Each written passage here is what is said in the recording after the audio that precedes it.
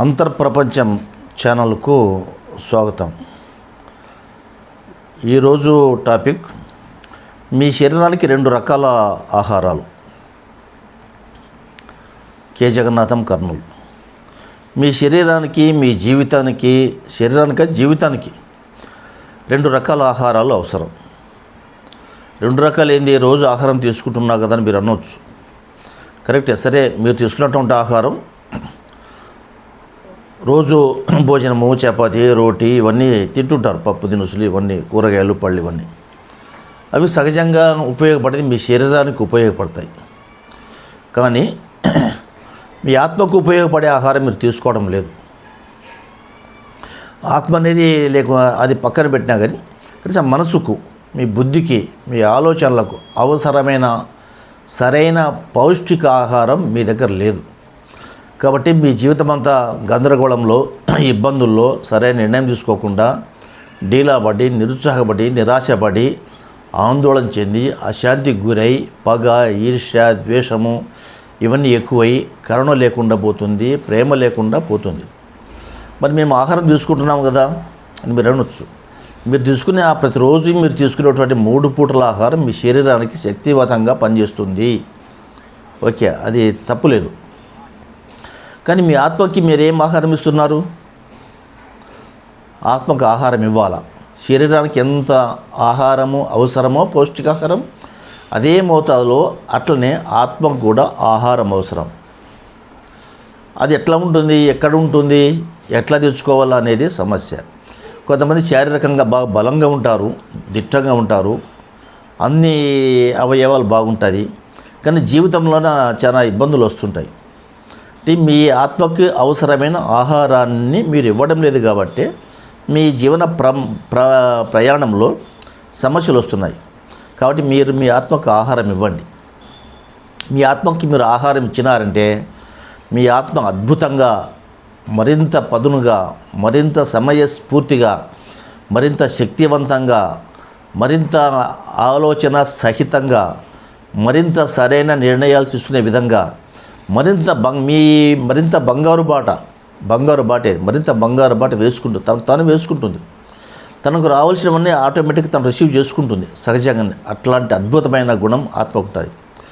అప్పుడప్పుడు మనం చాలామంది అంటున్నారు, ఆత్మస్థైర్యం కోల్పోయేది ఇబ్బందులు వచ్చినప్పుడు. ఆత్మస్థైర్యం కోల్పోవద్దు, గట్టిగా ఉండు, ఆత్మ ప్రకారం మాట్లాడు, ఆత్మ చెప్పిన సాక్షిగాన్ని ఓటేయి, నీ ఆత్మసాక్షిగా నువ్వు ప్రవర్తించు, ఆత్మసాక్షిగా చెప్పు, నువ్వు ఈ సమస్య మీద నిజం చెప్పు, ఆత్మసాక్షిగా అంటారు. అంటే ఆత్మ అనేది లోపల ఒకటి ఉంది, దానికి కూడా ఆహారం అవసరం. మీరు దాని ఆహారం గుర్తించలే. శరీరానికి ఎంత ఆహారం అవసరమో అంతే మోతాదులో మీ ఆత్మకు కూడా ఆహారం అవసరం. ఆ ఆహారం ఏదంటే ధ్యానం. మీరు ఎంత ఎక్కువ ధ్యానం చేస్తే మీ ఆత్మకు అంత పరిపుష్టి అవుతుంది. మీ గుండె, హృదయము, మీలో ఉండే ప్రేమతత్వం అంత అపారంగా పెరుగుతాయి, అంత స్ట్రాంగ్ తయారవుతుంది. మీరు శరీరానికి ఆహారం ఇచ్చి, ఆహారం తీసుకున్నా కదా ఇంకేది అక్కర్లేదనే భావన మీలో ఉంటుంది. తప్పులేదు, అది సహజంగానే. మనిషి అజ్ఞానంలో ఉన్నాడు కాబట్టి ఆ విధంగా అంటారు. కానీ అదే మోతాదులో మీ శరీరానికి ఆహారం ఇచ్చిన విధంగానే మీ ఆత్మకు కూడా ప్రతిరోజు మీ శరీరానికి 3 పూటల ఆహారం ఇస్తున్నారు. మీ ఆత్మకు కూడా 3 పూటల ఆహారం ఇవ్వండి. ఇస్తే మీ మనసు ఎంత పర్ఫెక్ట్గా అవుతుందో మీరే అద్భుతాలు కనిపెడతారు. అవునా, ఎంత పొరపాటు చేశాను, ఎంతకాలము నా ఆత్మకు ఆహారం ఇవ్వలేకపోయినాను, పొరపాటు చేసుకున్నాను అనే భావన సహజంగా మీలో వస్తాయి. కాబట్టి మీ ఆత్మకు మీరు ప్రతిరోజు ధ్యానం చేస్తే సహజంగానే దీనికి ధ్యానానికి 1 పైసా ఖర్చు కాదు, ఒక్క రూపాయి ఖర్చు కాదు.